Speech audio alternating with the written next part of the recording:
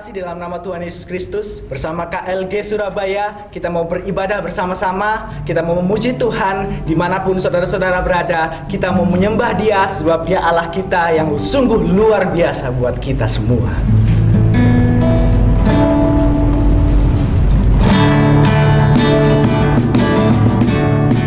Mari sama-sama kita menyanyikan lagu ini.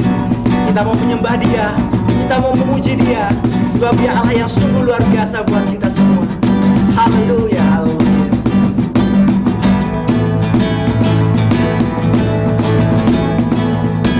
Ajarku berdiam dekat di hatimu saat ku berpaling, temukan cintamu.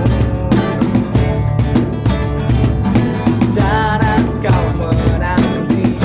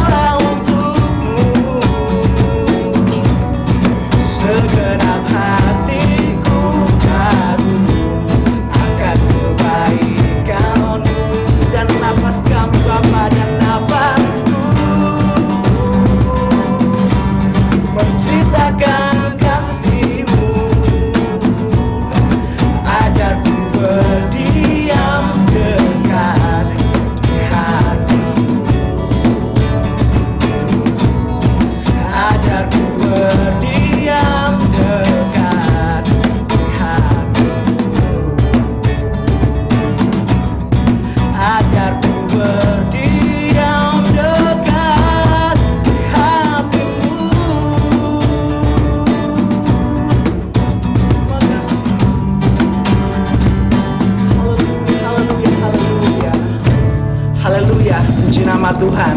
Sungguh luar biasa, punya Tuhan yang sungguh baik, karena Dia selalu menolong kita di dalam kesesakan kita. Kita tahu bahwa di masa-masa sulit ini kita tidak bisa berkumpul, tetapi Tuhan yang inginkan adalah kita mau bersama-sama menyembah Dia di dalam rumah kita. Karena gereja yang seutuhnya adalah bukan tentang bangunannya, tapi gereja yang seutuhnya itu adalah pribadi lepas pribadi yang mau bersekutu bersama Tuhan Yesus Kristus. Untuk itu, mari sama-sama kita menyembah Dia lagi, karena Dia Allah yang sungguh luar biasa buat kita semua. Mari sama-sama kita mempersiapkan hati kita, karena kita tahu bahwa Tuhan yang sungguh-sungguh luar biasa itu tetap menyelamatkan kita dalam kesesakan kita. Haleluya, haleluya. Terima kasih, kami datang menyembah nama. Terima kasih Bapa. Haleluya. Terima kasih. Haleluya. Kami bersyukur. Oh, kami bersyukur. Terima kasih.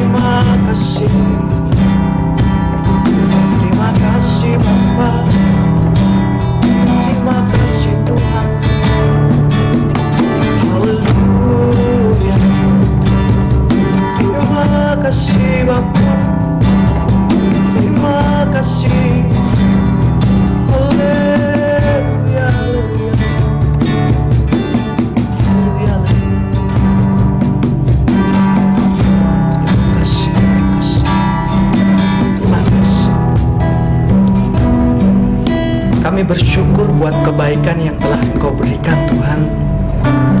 Kalau sampai hari ini kami masih diberikan kesehatan Bapa, itu karena anugerah yang Engkau berikan Tuhan, karena kasih yang Engkau berikan kepada kami semua Tuhan. Kami berdoa di tempat kami masing-masing Bapa. Kami bersekutu Tuhan, meskipun kami berjauhan Tuhan, tidak berkumpul di dalam satu gedung gereja Bapa. Kami tahu Tuhan, ketika kami bersekutu Bapa, Engkau hadir Tuhan. Engkau mendengar setiap doa-doa kami Bapa. Kini kami bersekutu Bapa, bersyukur Tuhan, karena kami tahu Bapa, Engkaulah Allah satu-satunya yang sanggup menyelamatkan kami Bapa. Karena anugerah-Mu yang luar biasa buat kami Tuhan. Sampai hari ini kami selalu diberikan nafas hidup yang baru Bapa. Sampai hari ini kami tahu Tuhan bahwa penyertaan-Mu sungguh sempurna dalam kehidupan kami Bapa. Kami datang Tuhan, kami mau sungguh-sungguh mendengarkan firman-Mu Bapa. Sebentar, kalau kami boleh mendengarkan firman-Mu Tuhan, siapkan hati kami Bapa, untuk kami bisa menjadi pelaku-pelaku firman-Mu Bapa. Agar kami bisa membagikan berkat yang telah kami terima Tuhan. Kami bisa berbagi kasih setia-Mu yang sungguh luar biasa buat kami Bapa. Terima kasih Tuhan, hanya di dalam nama Tuhan Yesus Kristus kami telah bersyukur, kami telah bersekutu, kami telah bersatu hati. Kami bersyukur karena kasih-Mu yang luar biasa. Haleluya. Amin. Halo Shalom. Hari ini saya rindu menyampaikan sharing firman Tuhan berdasarkan renungan harian saya saja ya. Dan dalam bacaan firman tahunan saya hari ini sampai di Amsal pasal 23. Saya akan mau sharing tentang satu hal yang penting menyangkut bagaimana kita menjalani hidup di dalam Tuhan. Amsal 23 ini sama dengan pasal-pasal yang lain. Ada 31 pasal di dalam Amsal, berisi dengan kata-kata bijak, kata-kata penuh dengan pengertian, tuntunan bagaimana kita menjalani hidup dengan bijaksana. Dan kalau kita setiap hari membaca kitab Amsal, saya percaya kita punya paling tidak pegangan hidup, bagaimana kita berhati-hati menjalani hidup dan melakukan apa yang seharusnya kita lakukan. Dan itu pasti menyenangkan hati Tuhan. Dulu mentor saya waktu saya baru bertobat berkata, Walden, setiap hari kamu harus baca Amsal, ada 30 pasal. Jadi tanggal 1 baca Amsal 1, tanggal 5 baca Amsal 5, dan seterusnya. Maka hidupmu akan bertumbuh di dalam firman. Dan saya melakukan hal itu.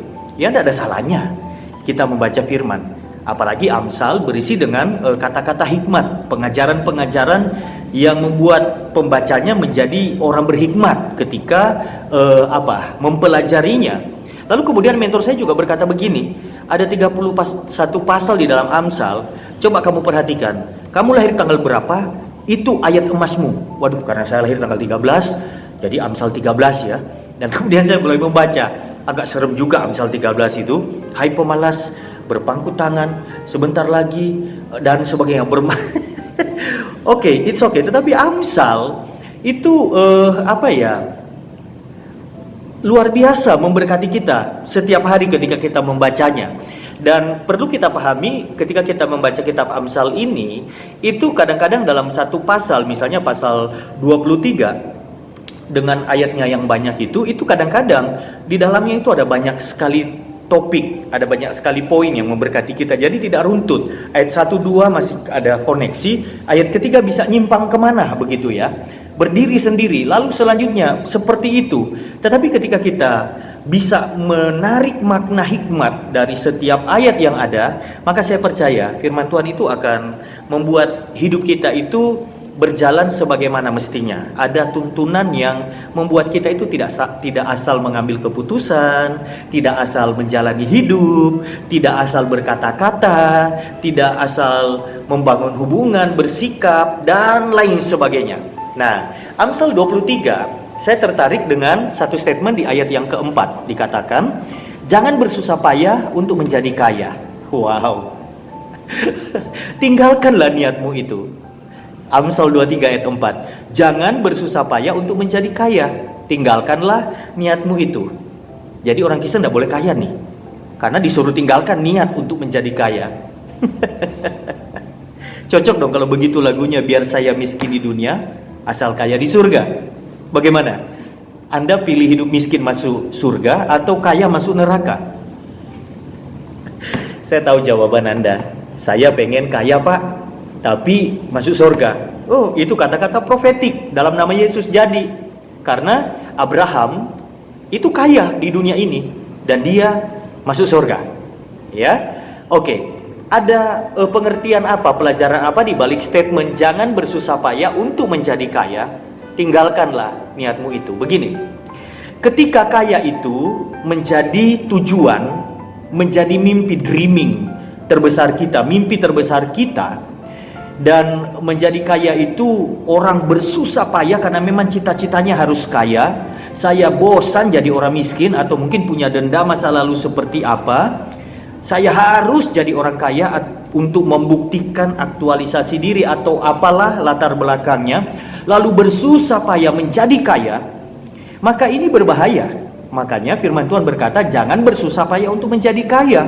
Karena ketika orang bersusah payah untuk menjadi kaya, dia akan menghalalkan berbagai macam cara. Apa saja akan dia lakukan, yang penting poinnya saya harus jadi kaya. Susah payah entah melewati cara apa saja, tidak masalah. Yang penting jadi kaya. Nah, kalau motivasi hatinya seperti itu, firman Tuhan menasehati jangan bersusah payah untuk menjadi kaya. Kenapa?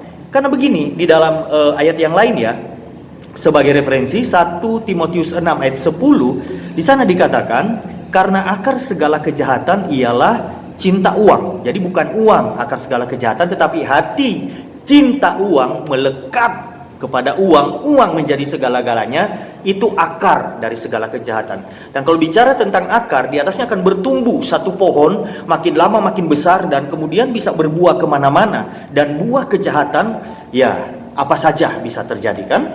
Karena akar segala kejahatan ialah cinta uang. Dan ada lanjutannya di dalam 1 Timotius 6 ayat 10 ini. Sebab oleh memburu uanglah beberapa orang telah menyimpang.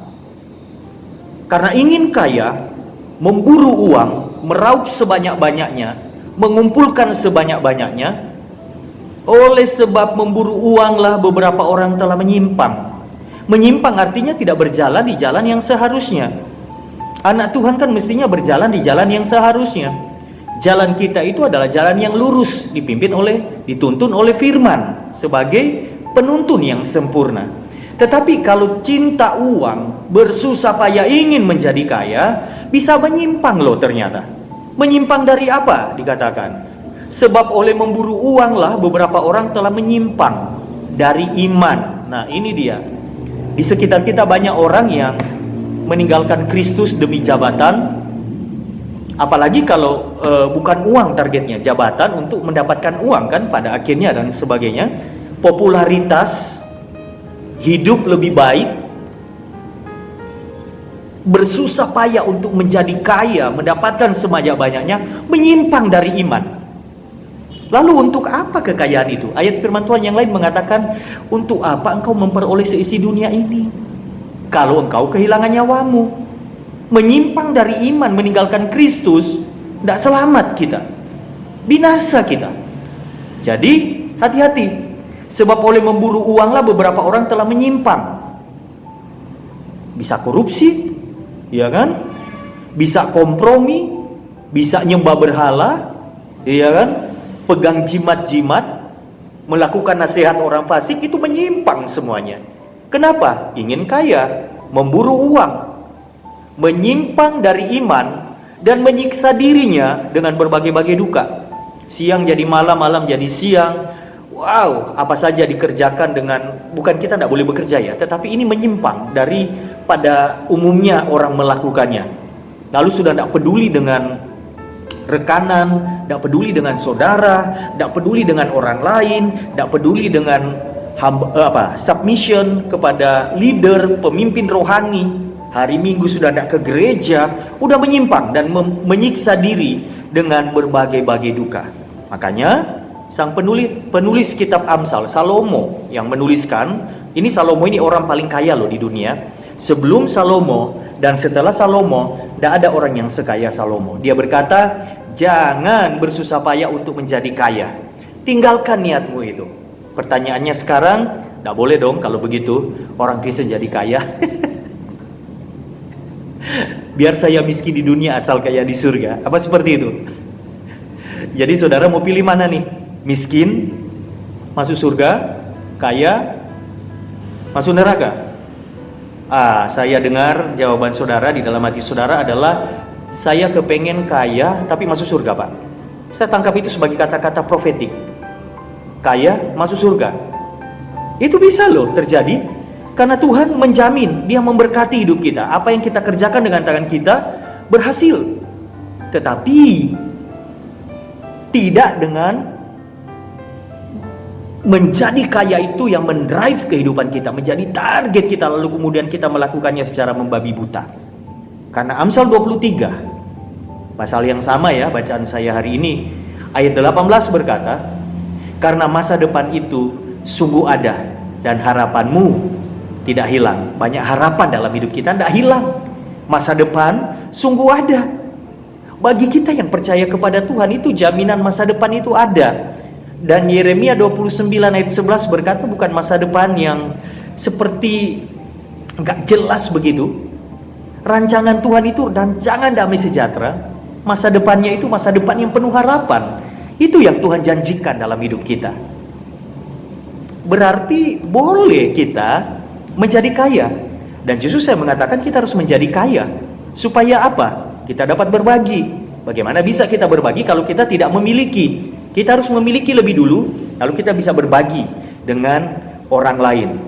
Dan Tuhan memberkati setiap orang. Saya mengenal ada begitu banyak orang kaya yang punya hati cinta Tuhan. Sehingga kemudian semakin mereka diberkati, semakin mereka itu mengalir bersama dengan Tuhan. Dan mereka itu berandil luar biasa bagi pekerjaan Tuhan. Mereka mensupport pekerjaan Tuhan dan lain sebagainya. Saudara yang dikasihi oleh Tuhan, jadilah orang yang diberkati oleh Tuhan. Dan orang yang diberkati oleh Tuhan paham betul mengapa Tuhan memberkati dia. Kita semua diberkati untuk menjadi berkat. Tetapi hati-hati bagaimana kita meraih berkat-berkat itu. Di dalam Matius pasal 6 ayat 33, ayat yang sangat terkenal, ini kata kunci untuk hidup diberkati dan menjadi berkat, terus naik dan bukan turun, tetap kokoh, tidak tergoyahkan, keluarga utuh, tidak hancur. Rahasianya di sini, Matius 6 ayat 33, ayat yang sangat terkenal. Tetapi carilah dahulu kerajaan Allah dan kebenarannya, maka semuanya akan ditambahkan kepadamu. Ayat sebelumnya mengatakan jangan khawatir dengan apapun. Semua itu dicari bangsa-bangsa yang tidak mengenal Allah. Tetapi Tuhan itu menyediakan bagi anak-anaknya apa yang diperlukannya. Tetapi cari dulu kerajaan Allah. Nah, orang yang kaya karena diberkati oleh Tuhan melalui proses demi proses akan sangat berbeda dengan orang kaya karena dia mengejar kekayaan dengan berbagai macam cara. Beda, endingnya beda, pada akhirnya berbeda. Saya tahu ada begitu banyak orang yang punya uang, tetapi keluarga tidak bahagia, hancur, istri lari, suami lari, bukan lari pagi ya, lari dengan orang lain, anak-anak seperti apa, lalu untuk apa? Itu di dunia ini. Setelah mati, binasa, memperoleh seluruh isi dunia ini, tapi jiwanya binasa. Tetapi di sisi lain saya juga banyak sekali mengenal anak-anak Tuhan yang diberkati luar biasa, tetapi hidup mereka menjadi berkat. Cari dulu kerajaan Allah dan kebenarannya, semuanya ditambahkan. Ditambahkan ini berbicara tentang kehidupan yang diberkati berlimpah oleh Tuhan. Nah, menjadi kaya karena bersusah payah mengejar kekayaan, dengan menjadi kaya karena akibat mencari kerajaan Allah dan kebenarannya, lalu Tuhan tambahkan sehingga diberkati, adalah dua keadaan yang berbeda. Ketika kita mulai melibatkan Tuhan dalam hidup kita, mencari kerajaan Allah dan kebenarannya adalah begini. Kerajaan Allah itu bicara tentang ketika Yesus menjadi raja, itu wilayah kerajaan Allah. Ketika Yesus menjadi raja dalam hidupmu, maka engkau ada di wilayah kerajaan Allah. Ketika Yesus menjadi raja, Tuhan dan raja di dalam perusahaanmu, keluargamu, gerejamu, maka engkau ada di wilayah kerajaan Allah. Kerajaan Allah yang tak tergoncangkan. Jadi kemudian semua yang kita peroleh, yang kita terima dari Tuhan di wilayah kerajaan Allah, kita menghidupi hidup kita secara benar setiap hari, itu adalah hal-hal yang kokoh, saya katakan, tak tergoncangkan oleh keadaan, oleh situasi, karena sumbernya dari Tuhan. Raja, penguasa, kerajaan yang tak tergoncangkan. Semua sekarang ini sedang digoncangkan. Semua goncang. Tapi ada satu yang tak tergoncangkan. Kerajaan Allah. Itu tidak tergoncangkan. Dan orang-orang kaya yang ada di dalam Tuhan, dengarkan. Engkau tidak akan hancur, engkau tidak akan jatuh, engkau tidak akan habis, karena engkau telah membangun segalanya di atas fondasi yang kuat dalam kerajaan yang tak tergoncangkan, di mana engkau menjadikan Yesus Raja dan Tuhan dalam hidupmu. Jangan khawatir, tetapi hati-hati untuk engkau yang membangun segalanya di atas kekuatanmu, karena engkau bersusah payah begitu rupa untuk menjadi kaya. Ada begitu banyak orang bingung hari-hari ini. Tetapi basically saya cuma mau katakan untuk youth, anak-anak muda, atau siapa saja yang mendengarkan saya, Tuhan hendak memberkati hidup kita. Tetapi kita harus memperolehnya selangkah demi selangkah di dalam tuntunan Tuhan. Step by stepnya itu di dalam pimpinan Tuhan. Percayalah, ketika Tuhan berproses dalam hidup kita dari satu level ke level berikutnya, prinsip hidup anak tangga yang dikatakan di dalam kitab Ulangan, engkau akan tetap naik dan bukan turun, naik bukan turun, naik bukan turun. Itu prinsip hidup anak tangga. Itu akan tergenapi dalam hidup kita. Dan ketika Tuhan memberkati kita, masa depan penuh harapan itu menjadi milik kita. Percayalah, ketika engkau berjalan bersama dengan Tuhan, dan Tuhan menginginkan engkau berjalan bersama dengan Dia, karena Dia, Tuhan, ingin menempatkan engkau di tempat di mana seharusnya engkau berada. Sekali lagi saya menyatakan, ketika engkau mengambil keputusan berjalan bersama dengan Tuhan, karena Tuhan menginginkan engkau berjalan bersama dengan Dia, itu karena semata-mata Tuhan ingin membawa engkau naik dan menempatkan di tempat di mana Dia, Tuhan, ingin engkau berada di sana. Di satu tempat yang kuat, kokoh, tak mudah digoyahkan, tak tergoncangkan, karena pondasinya kuat, kerajaan yang tak tergoncangkan. Tuhan dan kehendaknya menuntun kehidupanmu. Dan ketika engkau ada di sana engkau semakin memuliakan Tuhan dalam kehidupanmu. Keluargamu akan memuliakan nama Tuhan. Hidupmu akan menjadi berkat. Dan engkau akan menjadi kesaksian bagi banyak orang. Diberkati untuk menjadi berkat. Jadi boleh jadi kaya, tetapi di dalam Tuhan. Karena di Amsal juga dikatakan, umur panjang di tangan kanannya, kekayaan, kehormatan di tangan kirinya. Di tangan Tuhan itu ada umur panjang, ada kekayaan, kehormatan, dan Tuhan menyediakannya bagi kita. Jadi teman-temanku sekalian, karena akar segala kejahatan adalah cinta uang. Kita perlu uang, tapi jangan cinta uang. Kita harus tetap cinta Yesus. Sebab oleh memburu uanglah beberapa orang telah menyimpang. Hari ini cek, sudah nyimpang belum hidup kita? Kalau kita masih lurus, tetap berjalan di jalan lurus. Kalau sudah mulai menyimpang, waduh, udah seruduk sana sini, nggak tahu, udah nggak fokus karena efek pandemi, membabi buta karena kebingungan dan kekhawatiran dan ketakutan, dan mulai menyimpang, hati-hati. Kembali kepada jalan Tuhan. Sebab dikatakan oleh memburu uanglah beberapa orang telah menyimpang dari iman dan menyiksa dirinya dengan berbagai-bagai duka. Tuhan merencanakan kehidupan yang diberkati, tetapi kehidupan yang diberkati dalam anugerah-Nya. Sehingga semakin kita diberkati, semakin kita berbahagia. Semakin kita diberkati, semakin kita berbagi. Semakin kita diberkati, semakin Tuhan memberkati, dan semakin kita menjadi berkat. Nama Tuhan dipermuliakan dalam hidup kita. Engkau harus diberkati supaya engkau bisa menjadi berkat. Mari kita berdoa. Kami bersyukur kepadamu sebab Engkau Bapa yang memelihara hidup kami. Ada begitu banyak tekanan dalam hidup saat pandemi, tetapi kami memandang Engkau Bapa yang tidak pernah tinggalkan kami, Bapa yang pelihara hidup kami, bahwa kami menggenapi rencana-Mu. Tuhan, kami hanya mau berjalan di dalam rencana-Mu, bahwa kami berjalan ke depan menuju masa depan yang penuh harapan itu, bahwa kami ke tempat di mana Engkau ingin menempatkan kami. Biarlah kami tidak menyimpang ke kiri atau ke kanan. Kami berjalan lurus seperti Tuhan ingin kami berjalan. Dan kami percaya masa depan itu sungguh ada. Harapan kami tidak hilang karena Engkau yang berjanji setia. Terima kasih Tuhan. Berkati setiap orang yang sudah mendengarkan firman Tuhan ini.